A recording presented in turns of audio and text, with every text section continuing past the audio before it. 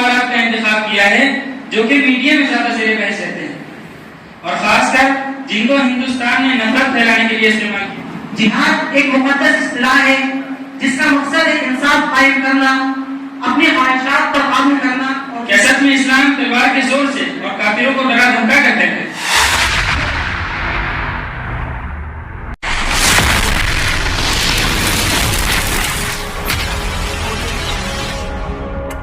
السلام علیکم ورحمۃ اللہ وبرکاتہ۔ وعلیکم السلام ورحمۃ اللہ وبرکاتہ۔ امید ہے بخیر ہوں گے۔ الحمدللہ علی کل حال۔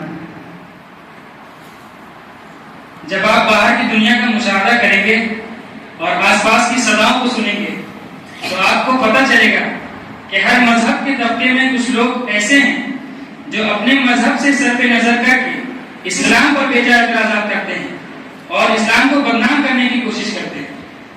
یوں تو اسلام اور مسلمانوں کے خلاف چھوٹے بڑے بہت سے اعتراضات کیے جاتے ہیں، لیکن میں نے ان میں سے ان سوالات کا انتخاب کیا ہے جو کہ میڈیا میں زیادہ زیر بحث رہتے ہیں اور خاص کر جن کو ہندوستان میں نفرت پھیلانے کے لیے استعمال کیا جاتا ہے۔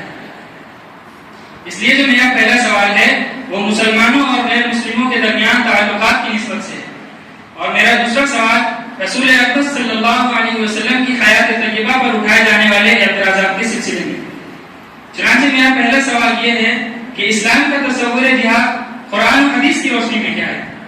جہاد کن لوگوں سے ہے اور اس کا مقصد ظلم کا خاتمہ ہے یا کافروں کا خاتمہ ہے؟ بھائی نے بہت ہی عمدہ اور بہت ہی اچھے انداز میں سوال کیا۔ سورہ توبہ آیت نمبر 61 میں اللہ تعالیٰ فرماتا ہے اعوذ باللہ من الشیطان الرجیم بسم اللہ الرحمن الرحیم جاہدوا باموالکم وانفسکم۔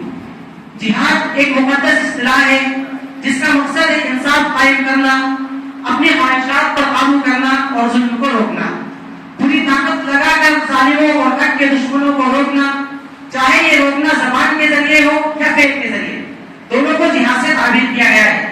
چنانچہ عربی لغت کے معنی ہوئے امام علامہ ابن منظور افریقی فرماتے ہیں الجہاد محاربۃ الاعداء وهو المبالغة واستفراغ ما في الوسع من الطاقة من قول و فعل۔ اور حضرت رضی اللہ عنہ نے اپنے جہاد کی تشریح کرتے ہوئے فرمایا ان تؤدي جميع ما امرك الله عز وجل به وتجتنب جميع ما نهاك الله عنه وان تترك رغبة الدنيا لوحدة الآخرة۔ اور رہی یہ بات کہ جہاد کن لوگوں سے ہوگا اور اس کا مقصد کیا ہے، عام طور پر اسلام کو بدنام کرنے والوں کی طرف سے کہا جاتا ہے کہ جہاد کا مقصد کافروں کو دنیا سے ختم کر دینا ہے۔ اس لیے یہ بات سمجھنے کی ہے کہ جہاد کا مقصد اور اس کی علت کیا ہے۔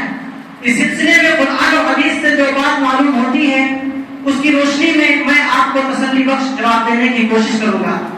سورہ بقرہ آیت نمبر 190 اور 191 میں ارشاد باری تعالی ہے وقاتلوا فی سبیل اللہ الذین یقاتلونکم ولا تعتدوا ان اللہ لا يحب المعتدین واقتلوهم حيث ثقفتموهم واخرجوهم من حيث اخرجوكم والفتنة اشد من القتل۔ اللہ کے راستے میں ان لوگوں سے قتال کرو جو آپ سے قتال کرتے ہیں اور حد سے تجاوز نہ کرو کہ اللہ تعالیٰ حد سے تجاوز کرنے والوں کو پسند نہیں کرتے۔ جہاں بھی ان سے مقابلہ ہو ان سے لڑو اور جہاں سے انہوں نے تم کو نکالا تم بھی ان کو وہیں سے نکالو اور فتنہ قتل سے بھی بری چیز ہے۔ اس آیت سے یہ معلوم ہو جاتا ہے کہ جہاد کی ہے کہ جو لوگ مسلمانوں سے لڑائی کرتے ہیں ان سے جہاد کرنے کا حکم ہے، اور اس آیت میں اس بات کا اشارہ موجود ہے کہ اگر دوسرے فریق کی طرف سے اس طرح کی بات پیش نہیں آئے تب ان پر حملہ کرنا زیادتی ہے اور زیادتی سے بچنا ضروری ہے۔ لہذا جہاد کا مقصد ہے ظلم کو مٹانا، معاشرے میں امن پھیلانا، نہ کہ زبردستی مذہب اسلام پر عمل کروانا ہے۔ ماشاء اللہ، انہوں نے بہت ہی مختصر وقت میں جہاد کے تمام پیچیدہ اشارات جو میرے ذہن میں تھے دور کر دیا۔ لہٰذا میرا دوسرا سوال جو بے چینی کا سبب بنا ہوا ہے وہ یہ ہے کہ آج ساری دنیا میں جبکہ اربوں خربوں لوگ اسلام کے نام لے رہے ہیں اور اسلام پر مر مٹنے اور جان و مال لٹانے کے لیے تیار ہیں، ہندوستان کے علاوہ بہت سے ممالک میں اسلام کو نشانہ بناتے ہوئے لوگ یہ کہتے ہیں کہ اسلام تلوار کے زور سے پھیلا ہے۔ اس بات میں کتنی سچائی ہے؟ کیا سچ میں اسلام تلوار کے زور سے اور کافروں کو ڈرا دھمکا کرتے ہیں؟ یہ اعتراض بالکل بیجا اور بے معنی ہے۔ جبر کے ذریعے تبدیلی مذہب کے سلسلے میں اللہ تبارک و تعالی نے سورہ بقرہ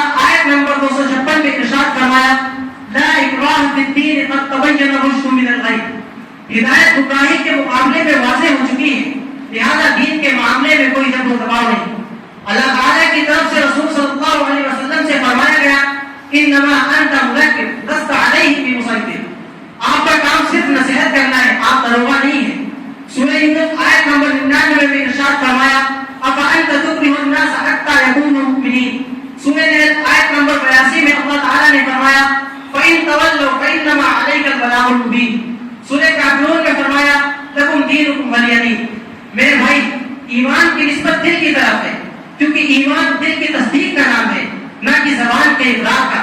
تو اسلام کس طرح تلوار کے ذریعے دھمکا کر پھیلایا جا سکتا ہے، جبکہ مالک حقیقی نے خود صحیح ایمان کی تشریح اپنی کتاب مبین میں فرما دیا ہے۔